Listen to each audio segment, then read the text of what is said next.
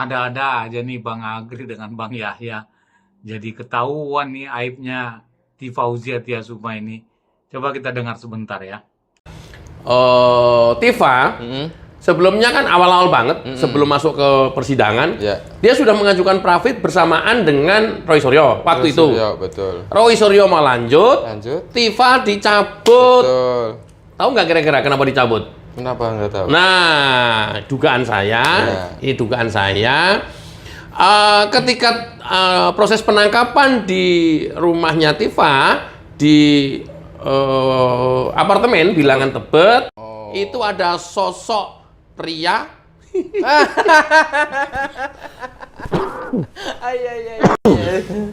Ada sosok pria, dokter bukan dokter. Ya mungkin udah mencapai gelar dokter, suka nggak tahu. Namanya namanya Taufik. Ya. Taufik bin Fakih. Bukan Taufik yang pengacara Solo ya, bukan ya. Bukan, ini Taufik beda lagi. Pada saat penangkapan subuh dini hari itu sosok laki-laki itu ada di tempat kejadian. Mau nggak mau, kalau dia nggak cabut, nah dia bakal keseret, setidaknya akan menjadi saksi. Pertanyaannya adalah, siapa Anda? Hubungannya apa di situ? Kenapa pagi-pagi udah di situ? Atau kalian nginep atau gimana? Dan lain-lain. Itu ilusi saya. Makanya takut masuk ke sidang prapit, ya buru-buru dicabut. Alasannya apa coba kalau nggak? Bukan hanya ilusi Mas Ketum, tapi juga ini pernyataan Ibu Eli Danetti. Nah, dia loh yang mengatakan bahwa pagi itu telah datang dari ruangan itu ke bawah dan kemudian anaknya Tifa itu memanggil dia adalah ayah. Itu Ibu Elida. Ayah. Itu siapa? Ayah. Memang banyak ya yang mengambil keuntungan dari mengeksploitasi permasalahan ijazah Pak Joko Widodo ini ya, yang mereka tuduh palsu, banyak ya, bahkan yang penghina-penghina atau ya segala macam orang-orang yang ikut serta dalam menuduh Pak Joko Widodo berijazah palsu. Hingga sekarang Gibran ya yang bahkan disayembarakan ya. Orang-orang ini banyak yang mengeruk keuntungan. Nah, coba kita dengar sebentar apa yang diulas Bang Agri dan Bang Yahya berikut ini. Yang luar biasa ya. Berkahnya luar biasa. Secara tidak langsung Pak Jokowi ini memberikan nafkah terhadap masyarakat. Iya, Pak Jokowi itu berimpact besar. Langsung tak langsung, diakuin nggak diakuin, memberikan nafkah ke banyak orang, tidak hanya ke para pendukung. Kalau ke pendukung ya mungkin iyalah ya. Tapi kepada para pembenci pun Pak Jokowi itu bisa membawa berkah, bisa memberikan rezeki. Tidak sekelas Roy Suryo dan Amin Rais serta yang lainnya. Bocor alus saja. Video yang paling terakhir tentang Pak Jokowi udah hampir menyentuh 1 juta. Betul sekali. Ya oke lah kalau nggak mau bocor alus, sekelas Kompas yang kelasnya korporasi saja, dia juga mendapat manfaat bisnis dari menghujat Pak Jokowi. Luar biasa kan? Walaupun videonya nggak menghujat, tapi kan yang dulu-dulu menghujat terus, kemudian sekarang ya datang ke Solo, muka tembok datang ke Solo meratapi. Kalau dulu dia ya bikin kontennya ratapan tembok Solo, lain hari berubah judulnya. Muka tembok meratap ke Solo. Inilah ya kita dengarkan obrolan sambil santai dua orang ini ya, Bang Agri dengan Bang Yahya yang mengupas ya. Roy Suryo ini siapa, apa yang dilakukannya, ya dari A sampai Z-nya ya. Sambil santai mereka berdua ini mengupas dari Tifa sampai Roy Suryo. Dua orang yang unik dan bahkan juga menceritakan bagaimana sebenarnya pihak-pihak yang mengambil keuntungan ya mengambil berkah dari menghina orang lain. Kurang lebih seperti itu. Sambil bercanda sebenarnya banyak hal-hal segar yang kita dengar. Ayo kita simak berikut ini. Aduh. Yang kadang-kadang gini Mas, ini nanti kita perlu follow up juga Mas. Soalnya jangan sampai terjadi pembiaran. Sudah terlalu banyak terjadi pembiaran, saatnya nanti kita mempunyai rencana sih YouTuber Nusantara yang ngelit semuanya Mas. Ya kita yang ngelit, koordinasi dengan relawan, koordinasi dengan teman-teman praktisi hukum, apa-apa yang mereka selama ini terus lakukan serangan-serangan itu, tidak hanya counter narasi. Kalau counter narasi kan sudah kita lakukan, tapi kita juga langsung counter attack ke perilaku hukum dan proses hukum lainnya. Itu harus Mas. Kalau enggak nanti waduh segera mereka merasa benar sendiri, hebat sendiri.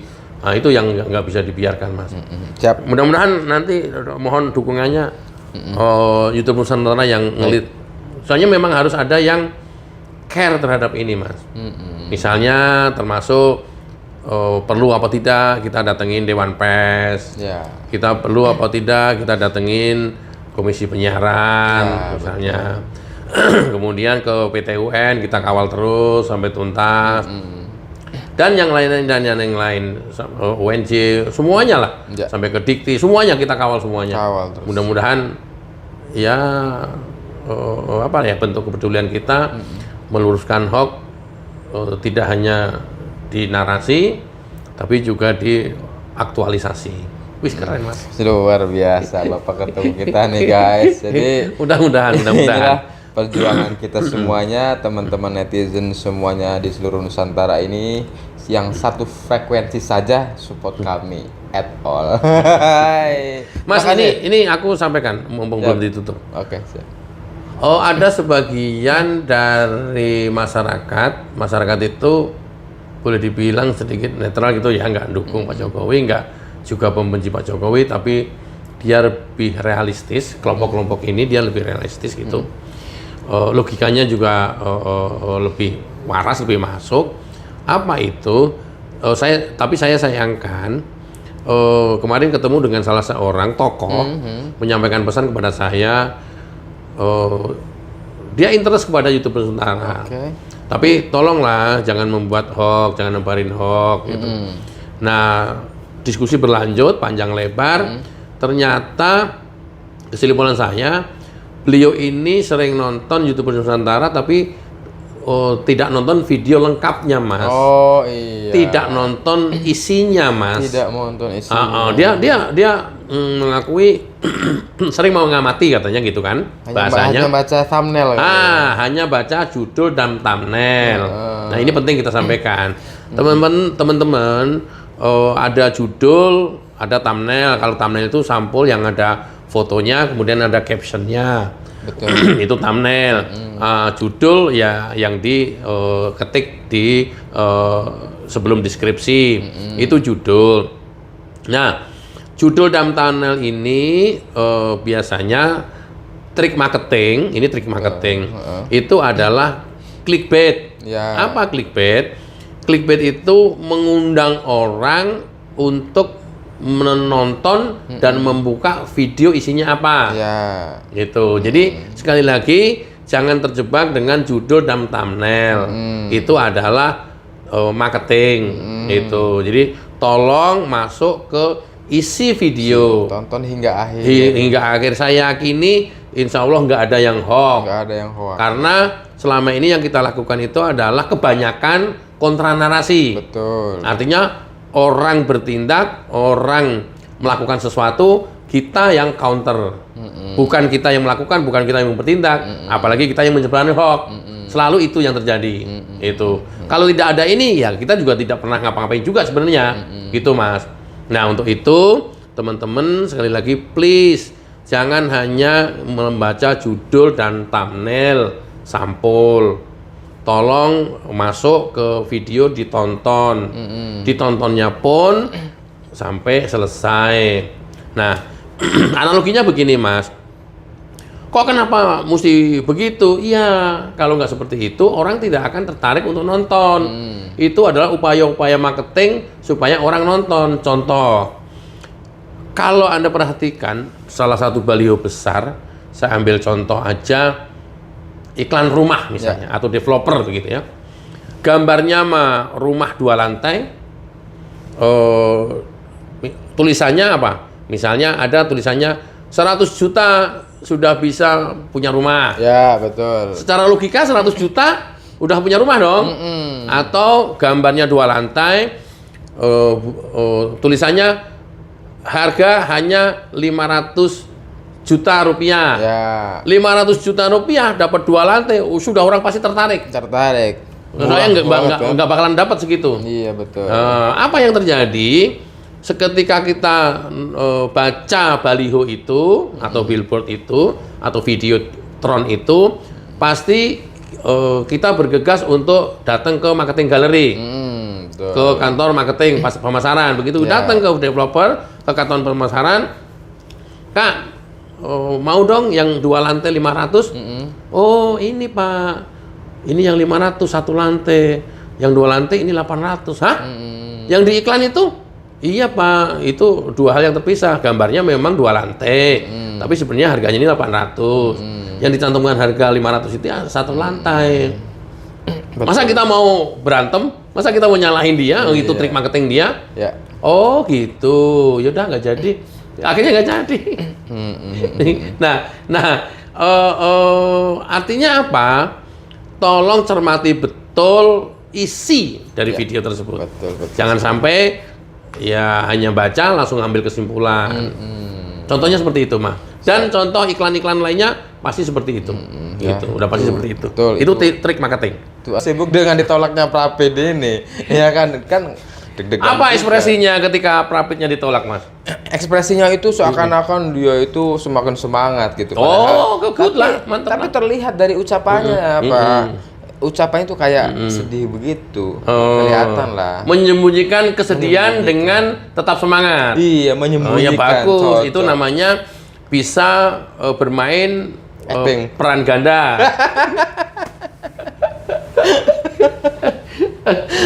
Lanjut. Iya. Iya. Itu ditolak atas dasar ternyata ada SEMA, surat edaran. Udah terbit. Terbit Mahkamah Agung nomor 3. Keren. Salut kepada Mas Yahya yang terus mendesak MA supaya diterbitkan SEMA nomor 8 2026. Nomor 3. Sorry, nomor 3. Sorry. 3 maksud gua kan kalau ini tutup kan 8 itu. Bukannya 8, Mas? 3. Oh, oke, nomor 3. Tahun 2026. Upaya 26. Iya, upaya Mas Yahya nggak sia-sia. Keren lu, Mas. Punya saudara di MA, Mas?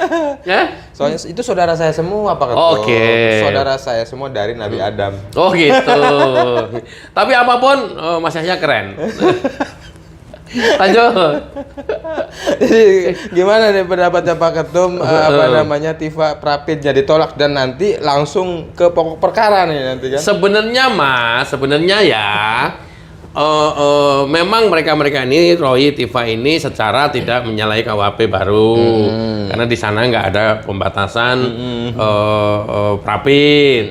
Ya tapi sebenarnya logikanya benar kata salah satu profesor doktor yang di Raja Bersuara kemarin bahwa kalau masalah hukum iya, tapi kalau masalah etika dan kemudian impact dari usaha mereka untuk Prapid ini berimpact apa enggak, gitulah kira-kira lah ya. Kalaupun enggak kan namanya juga sia-sia. Oh, iya. Tapi lagi-lagi tujuan Tifa sama Roy Suryo ini kan memang pengen mengulur-ulur waktu, Mas. Nah, kalau pengen mengulur-ulur waktu ya pasti itu akan ditempuh sama mereka. Capek memang, tapi ya hobinya itu kali, Mas. Hobinya begitu ya. Sebenarnya dia udah tahu, Mas. Udah tahu, tapi hukum juga memungkinkan. Terus salah satu pengacaranya Roy Suryo juga bilang bahwa ini nggak hanya Prapid sekali, 2 kali, 3 kali, 4 kali. Bisa jadi kami tempuh Prapid sampai 100 kali. 100 kali. Niatnya ini udah sebegitu, Mas. Udah salah. Iya, niatnya. Pertanyaannya justru yang lebih unik. yang lebih menarik itu adalah Tifa. Sebelumnya kan awal-awal banget, sebelum masuk ke persidangan, dia sudah mengajukan prafit bersamaan dengan Roy Suryo waktu itu. Betul. Roy Suryo mau lanjut, Tifa dicabut. Betul. Tahu nggak kira-kira kenapa dicabut? Kenapa nggak tahu? Nah, dugaan saya,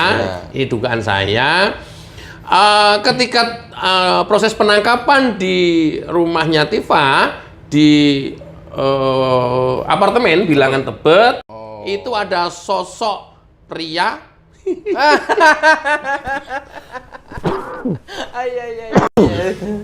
Ada sosok pria, dokter bukan dokter, ya mungkin udah mencapai gelar dokter, suka nggak tahu. Namanya namanya Taufik, ya. Taufik bin Fakih. Bukan Taufik yang pengacara Solo ya, bukan ya. Bukan, ini Taufik beda lagi. Pada saat penangkapan subuh dini hari itu sosok laki-laki itu ada di tempat kejadian. Mau nggak mau, kalau dia nggak cabut, nah dia bakal keseret, setidaknya akan menjadi saksi. Pertanyaannya adalah siapa Anda? Hubungannya apa di situ? Kenapa pagi-pagi sudah di situ? Atau kalian nginep atau gimana? Dan lain-lain. Itu ilusi saya. Makanya takut masuk ke sidang prapit, ya buru-buru dicabut. Alasannya apa coba kalau nggak? Bukan hanya ilusi Mas Ketum, tapi juga ini pernyataan Ibu Eli Danetti. Nah, dia loh yang mengatakan bahwa pagi itu telah datang dari ruangan itu ke bawah dan kemudian anaknya Tifa itu memanggil dia adalah ayah. Itu Ibu Elida. Ayah. Itu siapa? Ayah.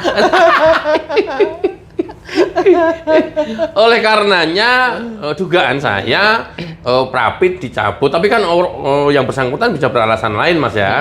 Kalau ini kan analisa dugaan. Kalau nggak dicabut itu tadi dalam sidang akan terbongkar. Akan muncul pertanyaan-pertanyaan yang jawabannya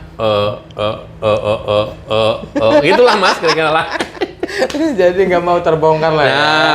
Kayak dicabut dan masuk ke pokok perkara. Begitu masuk pokok perkara ya kewalahan. Tapi untungnya dikasih putusan sela. Putusan sela pun dianggap sudah menang di atas angin segala-galanya. Sudah tidak lagi menjadi terdakwa. Loh, nanti saya mau duduk di mana kalau disidangkan lagi katanya. Tapi dia itu mengurangi dan menambahkan tuh. Karena apa? Mereka ini putusan sela itu katanya batal demi hukum adalah bebas dari status tersangka dan terdakwa. Dan dia menghilangkan putusan sela yang pasal 75 ayat 4-nya itu loh. Bunyinya yang itu PJPU berhak merevisi ya kan pembaharuan dan kemudian mendaftarkan ulang. Ya memang statusnya itu. Tapi dia menghilangkan itu pasal 75. Dia tahunya itu 206 aja. Di mana JPU untuk banding. Begitu. Kalau banding tuh nanti ketahuan semua buktinya. Namanya putusan sela. Sorry ya, orang bego juga tahu. Namanya juga putusan sela. Itu apa? JPU diminta untuk memperbaiki dakwaannya. Namanya juga putusan sela. Tapi kalau kemudian dia merasa, weh, hore, bebas. Gua udah nggak terdakwa lagi. Pertanyaannya berikutnya, kalau sudah tidak menjadi terdakwa, sudah bebas dalam putusan sela, kenapa mesti prapit? Artinya bahwa kenapa? Dia masih tersangka. Lo itu kan, orang yang goblok, petok-petok, yang nggak tahu ilmu hukum apapun, ya. Yang tentu yang nalarnya masih waras, terkecuali kalau nalarnya gila ya. Aduh, ya sesederhana itu gitu. Iya. Ya Mas ya, loh. Kalau sudah merasa bebas putusan sela, tidak lagi menjadi tersangka, udah bebas demi hukum, kenapa masih prapit? Artinya atau prapitnya bunyinya gini kali ya. Oh, tolong jadiin saya lagi terdakwa gitu kali ya. Dan dikabulkan. Dikabulkan sekarang kan? Lah ya iyalah, logikanya kan begitu. Aduh, mumet ya Mas ya, mumet kan? Iya benar. Dan kadang-kadang begini loh Mas, aku tuh heran manusia-manusia ini dan kelompoknya serta pendukungnya kok ya nggak waras-waras. Kenapa? Kalian dari awal yang ngejar-ngejar, punya bukti yang cukup kuat, hasil penelitian ilmiah di keduanya tadi 3 ya, Minis Rismond. Di kedua orang ini mempunyai hasil penelitian ilmiah. Yang satu bilang 99,9% palsu, yang satu bilang 100% palsu, berdasarkan hasil penelitian mereka. Pirtinyi-inyi. Kenapa tidak mau masuk ke pokok perkara? Gitu loh Mas. Sesederhana itu untuk mengerti ini. Itu bagi orang-orang yang pemikirannya waras. Terkecuali pemikirannya yang Nggak waras. aku nanti tidak waras, bukan gila ya. Kecuali orang-orang yang pikirannya tidak waras. Sesederhana itu cara mengertinya. Mestinya dia Mas yang terus-menerus mendesak ke pengadilan Untuk masuk pokok perkara. untuk masuk pokok perkara. Betul. Karena yakin betul gua pengen hajar Jokowi habis-habisan, Iya. gua pengen habisin Jokowi habis-habisan di muka sidang dengan hasil penelitian saya yang menyatakan 99,9% palsu dan 100% palsu. Ini malah Mestinya menghindari. Malah menghindari, malah Artinya? nggak berani. Artinya Nah, artinya ya semua yang selama ini dia gembar-gemborkan itu bullshit, omong kosong. Omong kosong. Omong kosong. Yang dibilang hasil penelitian segala macam, dia nggak punya apa-apa. Roy Suryo nggak punya apa-apa tentang hasil penelitian. Dokter Tifa nggak punya apa-apa tentang hasil penelitian. Kalau punya buktikan nanti di persidangan.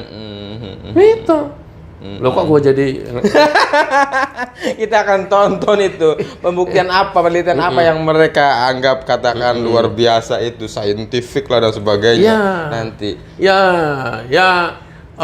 ilmu kedokteran yang dia pakai untuk meneliti foto dan wajah Pak Jokowi itu adalah neuroscience apa itu, yang rahangnya beda, mulutnya beda. Pak Jokowi harusnya nggak sariawan tapi fotonya sariawan. Sariawan belum sembuh Mas.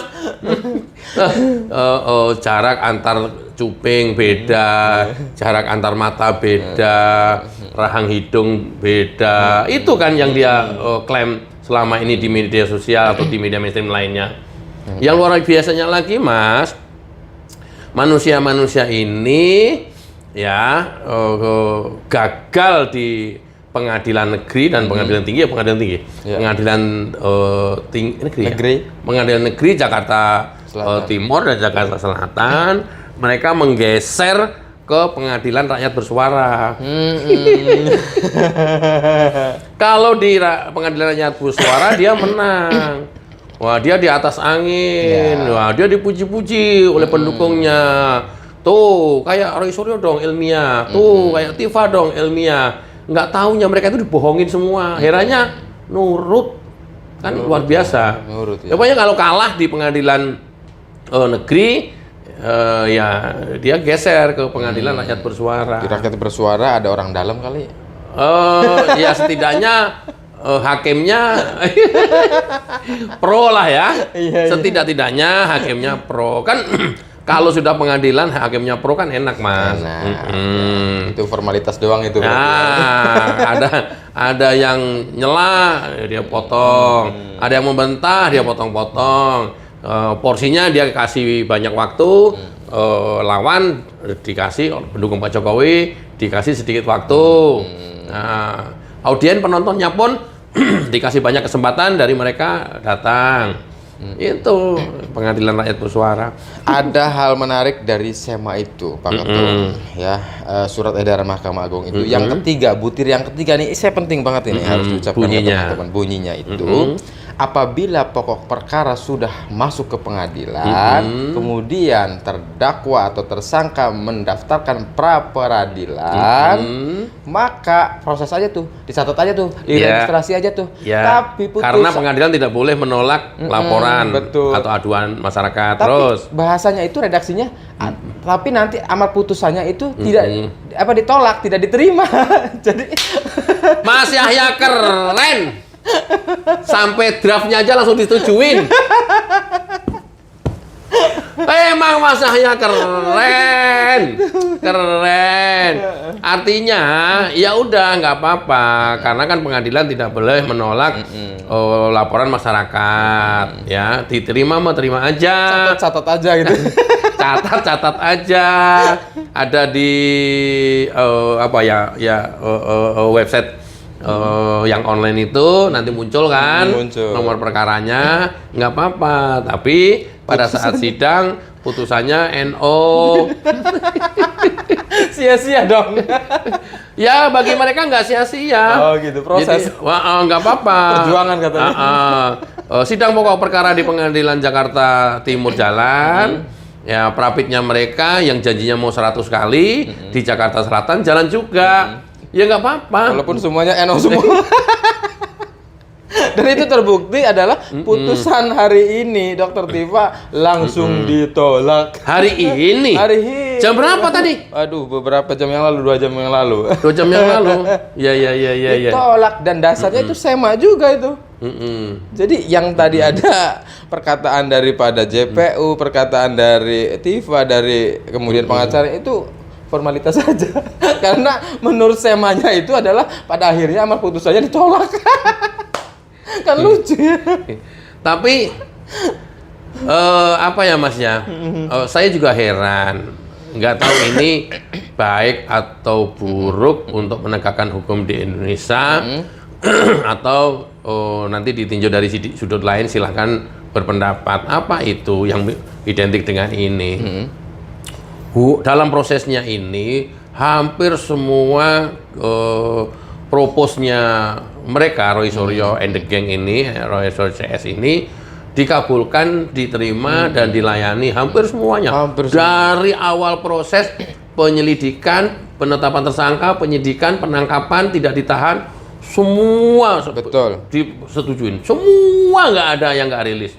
Semua disetujuin, dikabulkan dan diikutin terus prosesnya sampai ke penyerahan P21, semuanya keinginan mereka disetujuin semuanya. Kenapa itu? Ya di JPU juga nggak mau ditahan, nggak ditahan. Diterima. Terus nggak mau pakai rompi, cukup diituin. Semua dikabulkan.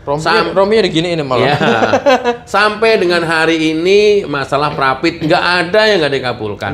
Iya dikabulkan. Ya kata saya sih nggak usah dipikirin yang terlalu berat juga Mas, nggak apa-apa. Pada saatnya kalau semuanya sudah dikabulkan dan mereka tempuh itu, pada ujungnya juga tok 12 tahun penjara, denda 12 miliar rupiah. Itu akan lebih menyakitkan Mas, akan lebih dramatis, akan wow, yang benar-benar sakit itu benar-benar sakitnya tuh di sini gitu. Sakitnya tuh di sini. Oh lagu ya, lagu dangdut ya. Ya makanya biarin aja. Hari ini mereka berkali-kali mau melakukan prapit, udah biarin. Walaupun ujungnya amar putusannya udah tahu kita jawabannya. Iya. Terus kalian kalau misalnya nih minta ini, kan Roy Suryo pernah bilang, ya ini sampai 2029 loh, hayo. Kita editorial gratis juga kok. Itulah kira-kira lah. Tapi yang paling pasti manfaatnya bagi YouTube Nusantara ada konten tiap hari dan nggak capek nyari konten Mas. Iya. Sesederhana itu aja Mas, menyikapi mereka. Aduh, ngapain sih yang formal? Ngapain yang by data? Nggak penting.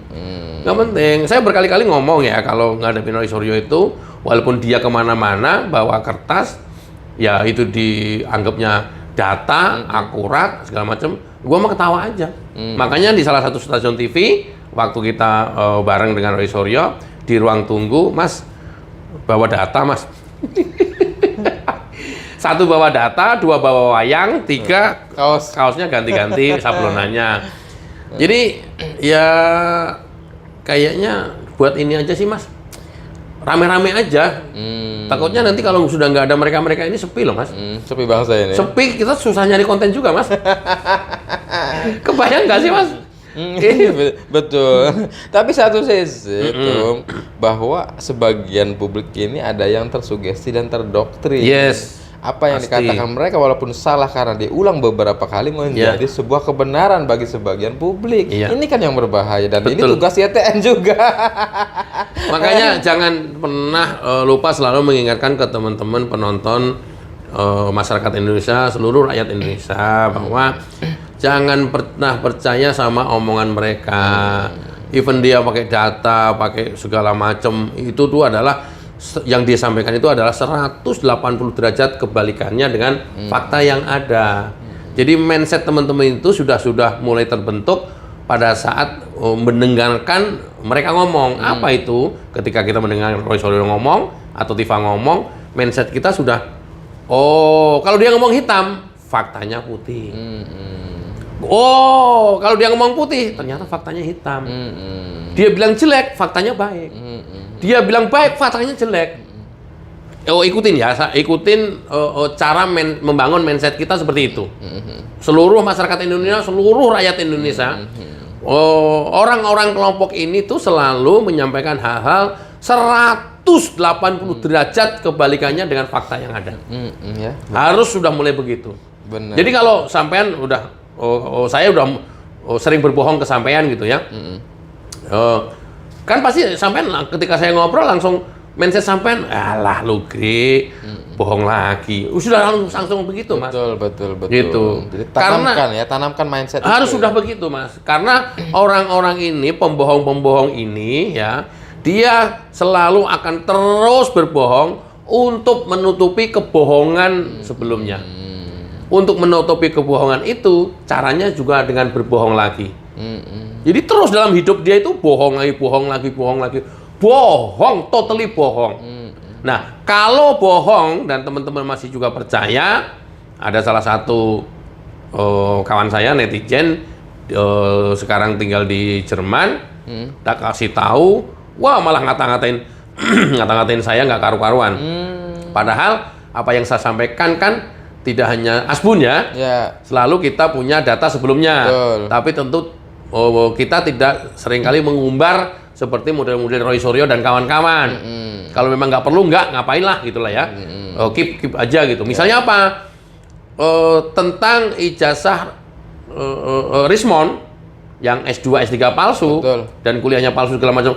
Itu jauh hari belum ada isu apapun, kita sudah pegang data itu. Betul sekali. Tapi kita keep aja, ngapain sih? Itulah kira-kira ya. Itu. Sama kebohongan-kebohongan yang Roy Suryo sekarang glorifikasi. Kita udah tahu semua sebenarnya yang sesungguhnya kebenaran. Termasuk kedatangan saya ke Keraton Jogja, itu kan untuk membuktikan itu. Tapi kan kita nggak pernah yang koar-koar, yang apa ya, kita bongkar terus-menerus, kita kejar terus-menerus. Enggak. Apalagi memutarbalikkan fakta. Memutarbalikkan fakta. Termasuk ijazah S3-nya siapa? Roy Suryo. Kita tidak bilang ijazahnya palsu atau kita tidak, enggak. Tapi secara akademik dari awal kita sudah curiga. Wong pada saat dia menunjukkan ijazah S1 landscape, S2 landscape, begitu S3 potret sertifikat tanda lulus. Artinya apa? Loh, kemana ijazahnya? Kan begitu. Sesederhana itu aja pertanyaannya. Itu. Nah, begitu ke UNC, bukti rekaman UNC, jangan pernah berbohong. Betul, saya punya. Nah, itu nanti kita akan buka. Sekarang sudah masuk PT UN. Ya, kalau kalian ikut-ikutan Roy Suryo berbohong, ya, tidak dengan jujur menyampaikan yang kejadian sesungguhnya, ya hati-hati nanti kalian malah berurusan dengan hukum kalau lebih panjang lagi. Karena kan PT UN yaitu untuk membuktikan cacat atau tidak sebuah proses administrasi, Mas. Betul. Kalau PT UN ternyata dalam perjalanannya ada cacat dan memenuhi syarat pidana, bukan tidak mungkin nanti kita berlanjut ke sana, Mas. Betul. Tapi ya nggak usah keluar-keluar, udah biarin aja, tenang aja. Tenang aja. Itulah bedanya kita sama mereka. Sekali lagi ya, jangan dipikir kalau kita itu nggak banyak ngomong, nggak banyak atau bisa memberikan kontra narasi, jangan anggap Roy Suryo, Tifa dan kawan-kawan itu benar, belum tentu. Belum tentu. 180 derajat kebalikannya. Gitu, Mas. Iya, bukan hanya PTUan bahkan tuh, Iya. tapi Dikti juga lagi berproses. Dikti lewat inspektoratnya lagi turun ke UNJ. Nah, banyak hal yang sebenarnya kita juga bisa lakukan seperti apa yang dilakukan mereka. Tapi lagi-lagi, ya ngapain juga sih? Kira-kira ke arah sana lah ya. Kok ya mengusik hidup orang, itulah kira-kira lah ya. Apa ruginya kita kan gitu? Betul. Iya, apa untungnya kita juga gitu ya. Tapi kalau kita sudah ngalamin dan jalanin bersama-sama, ngadepin orang-orang yang semodel Roy Suryo dan kelompok ini, kayaknya nggak bisa nggak dilawan sih, Mas. Betul sekali. Semakin menjadi-jadi. Dan kita harus lawan. Harus lawan. Ya, lawan. Berarti tentu. kalau Dikti itu nanti menemukan sesuatu pelanggaran dalam masa studinya, berarti memungkinkan bahwa gelar dokternya Cabut. Kasihan. Iya. Itu sesederhana itu. Ya udah dicabut. Nggak berimpact apa-apa juga ke kita, ke Roy Suryo. Ijazahnya diambil. Ijazahnya diambil berarti. Ijazahnya diambil. Ya aneh aja gitu, Mas. Selama ini dia tidak pernah bisa menunjukkan ijazah. Oke.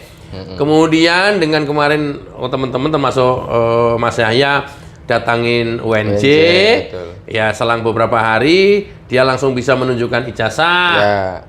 Ada apa UNJ? Oke. Kemudian disertasinya yang tadinya nggak diupload, terus kemudian menjadi diupload. Yang dulu disertasinya ditunjukkan tebel, yang berikutnya ditunjukkan menjadi kecil. Hal-hal kayak gini kan kita tuh nggak usil gitu loh, Mas. Iya. Nggak usil loh. Tadinya disertasinya sebesar ini, jadi kempes segini. Yang berikutnya Katanya kebakaran. katanya kebakaran. Lu kan kebakaran, Mbak. Masa Mbak nggak tahu? Ya. Nah, kemudian ditemukan ternyata dalam disertasi itu banyak plagiat. Katanya. Ya. Bener. Ya kayak begini-begini Ki, Roy Suryo, ya Allah, kita itu bukan orang yang usil. Apalagi kalau kemudian menyerang-nyerang, membongkar-bongkar kekurangan orang, aib orang. Iya. Semuanya bisa dibongkar. Ya, ada jejak digitalnya, ada jejak dokumennya, ada pelaporannya. Jangan sampai nanti ya walaupun mungkin dulu oleh Menteri Olahraga setelah kamu sudah dinyatakan selesai, kita juga bisa bongkar lagi itu. Tapi kan bukan seperti itu kelakuan kita, tindakan kita. Come on. Tapi ngomong-ngomong, Roy Suryo terkait dengan UNJ ini belum ada perlawanan ini kayaknya nih. Iya udah. Ya sebenarnya kalau kita mau ngotot sengotot dia gitu ya habis juga sih. Lagi-lagi kita nggak mau yang seperti itu, Mas. Bener. Ngapain sih gitulah kira-kira lah ya. Hidup yang normal-normal aja. Karena apa? Kita percaya sebesar-besarnya semua perilaku atau apapun itu yang diperbuat oleh kita ada pertanggungjawaban sendiri-sendiri. Nggak usah lah yang lain usil gitu loh. Kalau yang ini kan nggak usil terus-menerus. Iya, sekarang beralih ke ijazahnya Mas Gibran, ya nggak apa-apa. Amin Rais lebih sengklek lagi tuh. Ijazah Jokowi SD, SMP, SMA, Palsu. S1 palsu. Luar biasa, Mbah tua ini. Aduh. Ya nggak apa-apa. Nggak ada ruginya sih. Pak Jokowi dirugikan ya secara jujur ya, kalau manusia normal seperti kita juga yang mikirnya ya seperti kita gitu ya, pasti sakit hati gitu ya. Tapi ya terus kemudian ngadepin orang-orang yang ini mau diapain gitu, mau dibalas dengan apa? Sekarang dilaporkannya juga yang normatif aja juga bikin kelojotan mereka semuanya, apalagi kalau Pak Jokowi berbuat lebih dari itu. Itu mau Amin Rais juga dilaporkan. Berarti ntar kok itu penjara dong. Nah, kan nggak kayak gitu juga gitu loh. Itu. Tapi ya please mohon sadar sendiri-sendiri. politik itu memang kotor, tapi cara kerja yang tidak kotor juga kan bisa. Yang elegan banyak juga cara. Apa itu? Menjatuhkan lawan dengan framing-framing negatif, bertujuan untuk mendowngrade, apalagi sampai memfitnah. Loh, ini kan hal yang paling keji gitu loh, Mas. Apa emang nyari rezekinya melalui fitnah itu? Bisa. Pertanyaan. Kalau Roy Suryo, ya, kalau pertanyaannya seperti itu, bisa jadi atau besar kemungkinan jawabannya iya.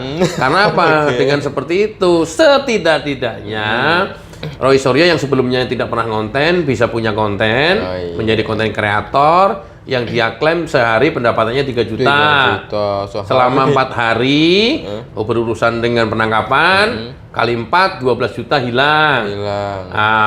Material kerugian itulah yang digugat ke pengadilan. Satu. Belum lagi, yang kedua, pernyataan Roy Suryo, selama ini dia dipanggil menjadi narasumber di media mainstream. Kalau setiap hari, I don't know, 2 atau 3 TV yang mengundang, terus ada kali 1 juta sampai 2 juta misalnya, sekali diundang. Kali 2, kali 3. Berapa itu yang dianggap Roy Suryo kerugian juga. Pertanyaannya, apakah dengan tidak memfitnah dia akan memperoleh kesempatan tampil di TV? Rasanya enggak. Iya, apakah dia juga akan dipanggil-panggil TV kalau dia tidak menuduh Pak Jokowi dengan isu ijazah palsu? Rasanya enggak. Belum tentu ya. Artinya apa? Kembali menjawab pertanyaan sampean. Oh, berarti hidup mereka dari memfitnah dan mengadu domba serta menuduh. Iya. Iya, Mas, pada akhirnya kesimpulannya. Dengan seperti itu, reason yang tadi saya sampaikan, ya menjadi iya.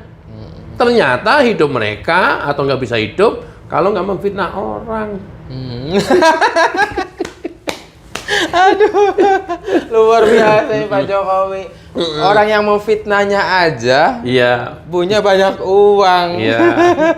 Itu kan memberikan berkah yang luar biasa. Berkahnya luar biasa. Secara tidak langsung Pak Jokowi ini memberikan nafkah terhadap masyarakat. Iya, Pak Jokowi itu berimpact besar, langsung tak langsung, diakuin nggak diakuin, memberikan nafkah ke banyak orang, tidak hanya ke para pendukung. Kalau ke pendukung ya mungkin iyalah ya. Tapi kepada para pembenci pun Pak Jokowi itu bisa membawa berkah, bisa memberikan rezeki, tidak sekelas Roy Suryo dan Amin Rais serta yang lainnya. Bocor alus saja.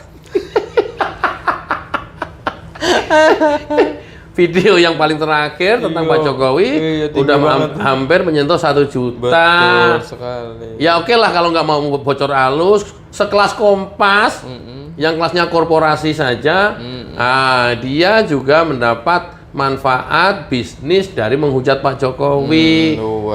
Luar biasa kan? Walaupun videonya nggak menghujat, tapi kan yang dulu-dulu menghujat terus, kemudian sekarang ya datang ke Solo, muka tembok datang ke Solo meratapi. Kalau dulu dia ya bikin kontennya ratapan tembok Solo, lain hari berubah judulnya, muka tembok meratap ke Solo. Muka tembok meratap ke Solo, iya. Bener.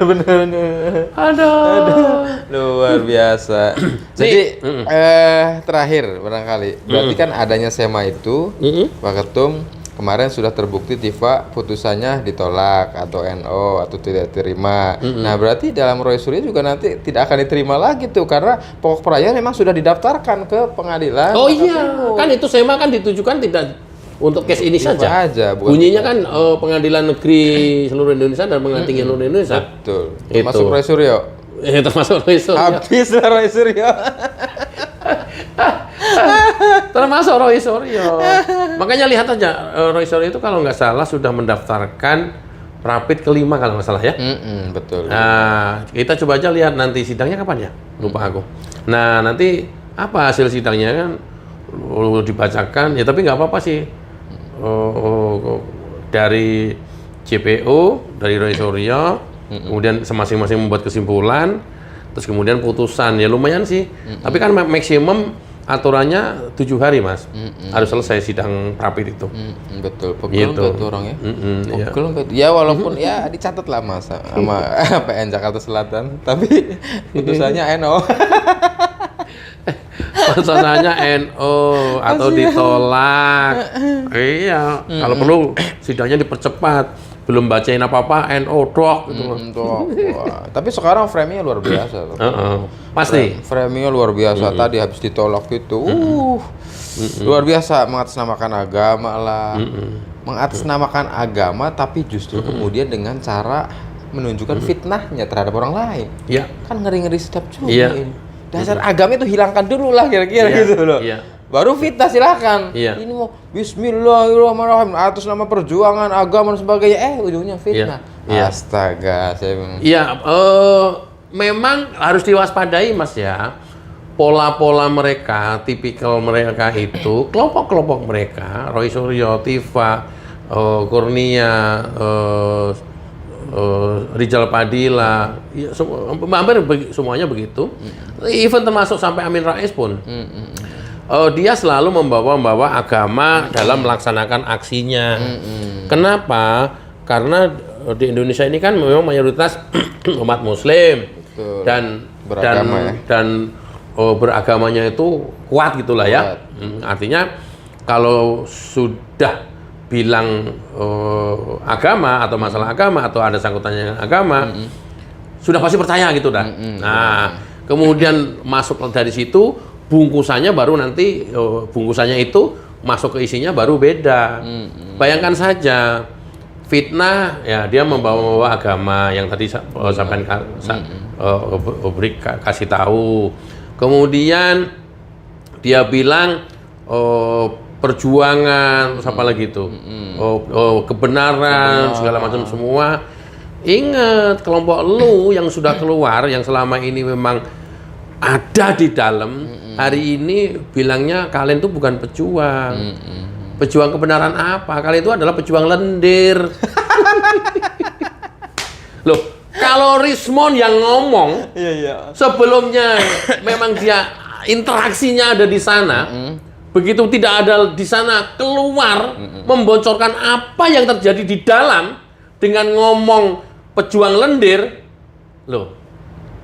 Yang mengatakan orang dalam. Lah, pasti mendasar dong. Iya, setahun lagi. Iya. Bersama-sama. Sama-sama setahun. Hari ini keluar langsung berstatement ya bahwa kalian itu pejuang apa itu? Pejuang kebenaran dari mana? Kau. Kalian itu pejuang lendir. Aduh, iya. Coba pejuang lendir dibungkus dengan pejuang kebenaran. Come on. Teman-teman pengikut, penonton, ingat ya, mindset kita harus 180 derajat kebalikannya dengan apa yang dia omongkan. Itu faktanya seperti itu. Dan setelah ramai itu ternyata RH itu tidak seakan-akan Nggak deket-deket lagi. Iya, deket-deket lagi. Deket lagi. Ya, di pengadilan juga nggak mau tuh Al-Qadiri doang kan. Iya, artinya apa? Jangan dijawab, Iya. Yang bisa jawab hanya Rismon. Oh, siap. Iya, kalau kita jawab beresiko. Iya, biarkan Rismon soalnya orang Iya, dalam. Pak. orang dalam yang tahu. Kita ngomong begini, nggak menuduh juga bahwa kalian tuh pejuang lendir. Kata Rismon, ya pejuang apa? Pejuang kebenaran. Apa itu? Kebenaran. Pejuang lendir itu. Kadang-kadang kan begitu. Dan videonya masih ada semuanya. Itu loh, ya kalau sudah ya yang notabene orang beragama kemudian menjalankan agama itu dengan kafah, ya tapi faktanya yang tidak banyak diketahui orang seperti Rismon sampaikan, kan ini parah banget. Seperti yang Elida nanti ceritakan, kan ini parah banget. Betul gitu ya. sekali. Pejuang apa itu? Kau. Iya. Pejuang lendir itu. Gitu, Mas. Siap. Terakhir, Rismon. Kayaknya tadi terakhir. Tadi terakhir. Jadi salah ucap juga jadi Rismon ini. Terakhir, Roy Suryo, Tifa, siap-siap. sudah masuk pokok perkara dan siap-siap Anda siapkan barang buktinya, alat buktinya, petunjuk surat dan sebagainya, Ya. dan itu akan tertaklukkan. Itu ya. Ditonton publik loh Tom ini. Ya, kita yang selalu ya boleh dibilang dekat dengan Bapak gitulah ya, dengan Pak Jokowi gitu ya. Ketika itu ada agenda sidang masuk pokok perkara, Pak Jokowi juga udah siap-siap untuk menghadiri sidang padahal. Tapi kan kayak gini kan nggak perlu dipublish juga ya. Nah, artinya begitu Pak Jokowi udah siap-siap ngikutin sidang pokok perkara, mereka-merekanya malah plekepek. Malah kecenderungannya menghindar semua. Gimana? Yang ada kalau memang ini benar seperti apa yang kalian sampaikan dalam penelitian bahwa ijazah Pak Jokowi palsu, harusnya kan secara logika Pak Jokowi yang menghindar. Pak Jokowi yang ketakutan. Betul. Ya, karena ini tenang-tenang saja, beraktivitas seperti semula.